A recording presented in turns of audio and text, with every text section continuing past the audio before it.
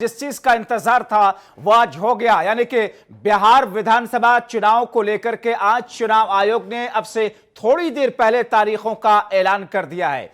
3 चरणों में बिहार के अंदर मतदान होने हैं। पहले चरण में 71 सीटों पर वोटिंग होगी, दूसरे चरण में 94 सीटों पर वोटिंग होनी है और तीसरे चरण में 78 सीटों पर मतदान होना है।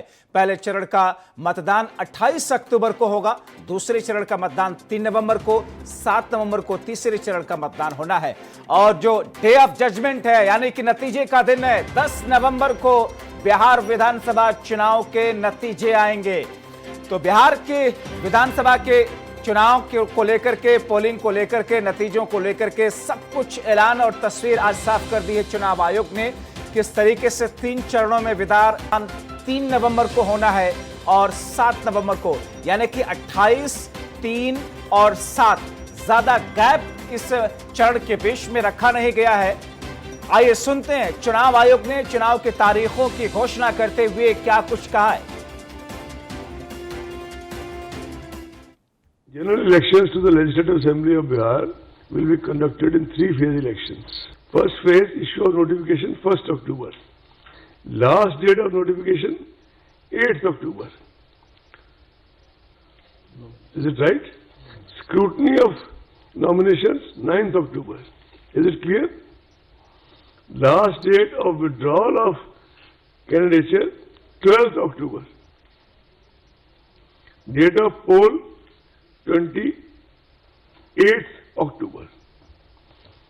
Counting of votes 10th November, but that will be for all the phases, right?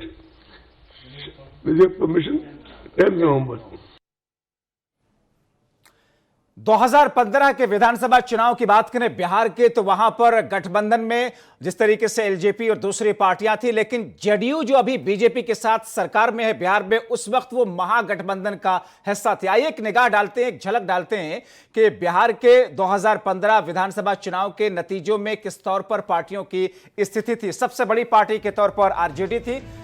NDA में 125 सीटें आई थी, आरजेडी को सबसे ज्यादा अगर बात करें तो 80 सीटें आई थी, 71 सीटें आई थी जेडीयू की और 53 सीटें आई थी भारतीय जनता पार्टी की, 27 सीटें आई थी कांग्रेस पार्टी की। 243 सीटें हैं बिहार के अंदर, मगर सबसे बड़ी पार्टी के तौर पर 2015 के विधानसभा चुनाव में उस वक्त आरजेडी आई थी, दूसरे नंबर पर जेडीयू थी, तीसरे नंबर पर बीजेपी थी, चौथे नंबर पर कांग्रेस थी। अब ऐसी स्थिति में इस बार का समीकरण काफी कुछ बदल चुका है। हमारे साथ में हमारे सहयोगी और रेजिडेंट एडिटर दीपक प्रियदर्शी फोनलाइन के जरिए जुड़े हैं। दीपक, 2015 में जेडीयू महागठबंधन का हिस्सा थी, कांग्रेस आरजेडी जेडीयू एक तरफ थी, बीजेपी अपने दूसरे खेमे की तरफ थी, मगर इस बार बिल्कुल अलग दिशा में, अलग तरीके से यह व्यवस्था है क्योंकि जेडीयू अब एनडीए के साथ में है।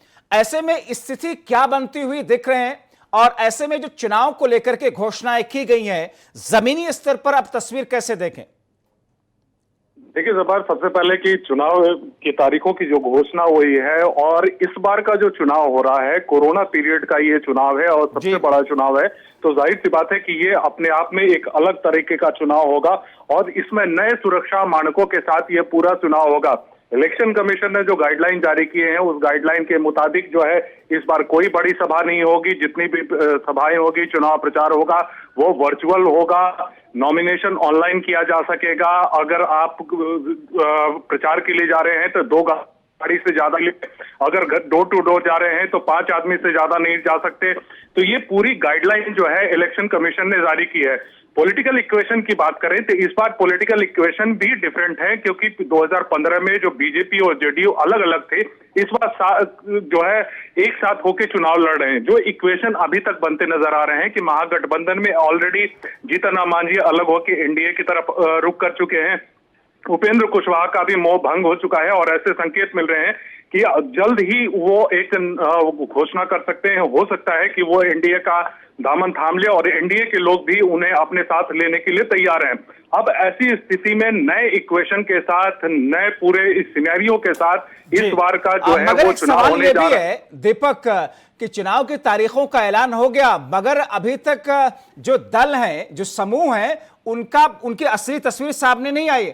आरएलएसपी क्या महागठबंधन का हिस्सा रहेंगी या फिर वो एनडीए का दामन पकड़ लेंगी? देखिए, जिस तरह की कल पार्टी मीटिंग हुई और उपेंद्र कुशवाहा की पार्टी में कार्यकर्ता साफ तौर से एक कहीं नाराजगी जो है वो पूरे पार्टी कार्यकर्ताओं और नेताओं में देखी कि महागठबंधन में उपेक्षा हो रही है। ऐसे में ये जो उपेंद्र कुशवाहा के साथ जो संकेत मिले, जो उनके बयान से संकेत मिले हैं कि उनमें भी काफी नाराजगी है तेजस्वी के रुख को लेकर। उनका ये मानना है कि सीएम कैंडिडेट के रूप में नीतीश कुमार से कमजोर साबित होंगे। तो ऐसी स्थिति में हो सकता है कि अगले 1 से 2 दिन में उपेंद्र कुशवाहा एक नई घोषणा कर सकते हैं, वो एनडीए में शामिल हो सकते हैं। जो अंदर से अंदरूनी सूत्रों से ये जानकारी मिल रही है कि उन्हें 5 सीट दी जा सकती है, जिसमें से 3 सीट ऐसी होगी जो उपेंद्र कुशवाहा अपने तरीके से चुन सकते हैं। एनडीए के अंदर एलजेपी की जो अपनी अलग से एक तकरार, एक कड़वाहट उसकी तरफ से देख रही थी, क्या वो सब कुछ ठीक हो गया? देखिए, अभी भी कहीं ना कहीं वो एक तनातनी चल रही है, क्योंकि वो 41 सीट एलजेपी मांग रही है। जो सूत्रों से जानकारी मिली है कि 41 सीट एलजेपी मांग रही है और बीजेपी उन्हें 25+2 यानी 2 विधान परिषद की सीटें भी देने के लिए तैयार है। और इसके लिए एलजेपी को एक तरह का अनऑफिशियली अल्टीमेटम दे दिया गया है कि आप 1 से 2 दिन में इस पूरी तस्वीर को साफ कीजिए। अब एलजेपी को अब यह फैसला लेना है कि वो एनडीए में अगर रहेगी तो एनडीए के जो तय फॉर्मूले हैं या उनके द्वारा जो सीट उन्हें दी जा रही है उन सीटों पे लड़ेंगे या अपने मुताबिक लड़ेंगे, तो उनका रास्ता क्या होगा? 2015 के चुनाव की अगर बात करें, सबसे बड़ी पार्टी के तौर पर आरजेडी 80 सीटों के साथ में आई, 71 सीटों पर जेडीयू थी और 53 सीटों के आसपास में 53 सीटों पर बीजेपी थी, 27 सीटों पर कांग्रेस थी। ये जो इक्वेशन था, मगर जो लोकसभा का चुनाव हुआ 2019 का, 40 में से 39 सीटें एनडीए के खाते में चली गई, महज 1 सीट कांग्रेस जीत पाई। उस हिसाब से तो इन तमाम विधानसभा सीटों पर बढ़त कहीं ना कहीं एनडीए को है। बिल्कुल, देखिए, एनडीए को बढ़त है और पिछले बार से इक्वेशन भी बिल्कुल अलग है। पिछले बार नीतीश कुमार और लालू प्रसाद दोनों साथ थे, दोनों ने साथ कैंपेन किया, एक अलग माहौल बना था और उस माहौल को बनाने में, बीजेपी के अगेंस्ट में माहौल बनाने में नीतीश कुमार और लालू यादव दोनों सफल रहे। अब चूंकि इक्वेशन अलग है, लालू यादव अभी फिलहाल जेल में है, नीतीश कुमार अब बीजेपी के साथ आ चुके हैं, तेजस्वी का जो रुख है, महागठबंधन पूरी तरह से बिखरा बिखरा हुआ है, कोई तस्वीर साफ नहीं है। तो ऐसे में जो हालात जो दिख रहे हैं वो कहीं ना कहीं दीपक, एक और सवाल संक्षेप में समझना चाहेंगे। महागठबंधन का अभी कोई स्वरूप या चेहरा सामने नहीं आया है, कौन महागठबंधन का नेता होगा? पिछली बार नीतीश कुमार ही थे महागठबंधन के नेता के तौर पर, अब इस बार वो एनडीए में है। मगर क्या ये गठबंधन, अभी वक्त लगेगा इनको अपना स्वरूप तैयार करने में, लेकिन गर्चे बीजेपी को 53 सीटें आई थी मगर 25% वोट आए थे बीजेपी को 2015 के विधानसभा चुनाव में, जबकि 80 सीटें आई थी आरजेडी को, 18% ही सिर्फ वोट आए थे। ऐसे में जमीनी स्तर पर इस बार कोई बदलाव दिखा? देखिए, बदलाव बिल्कुल यहाँ पे है, क्योंकि तस्वीरें महागठबंधन में साफ नहीं है। तेजस्वी के नेतृत्व को जो मौजूदा दल है, न तो आरएलएसपी उपेंद्र कुशवाहा स्वीकार करने की स्थिति में है और कांग्रेस में भी कहीं ना कहीं उनके नेतृत्व को लेकर नाराजगी है। तो महागठबंधन में बिखराव है। अब 2 से 3 दिनों में, चूंकि 1 तारीख से पूरी चुनावी प्रक्रिया शुरू हो जाएगी, तो अब जल्द से जल्द महागठबंधन में भी फैसला उन्हें लेना होगा कि क्या करना है। दीपक प्रियदर्शी, इन तमाम जानकारी के लिए।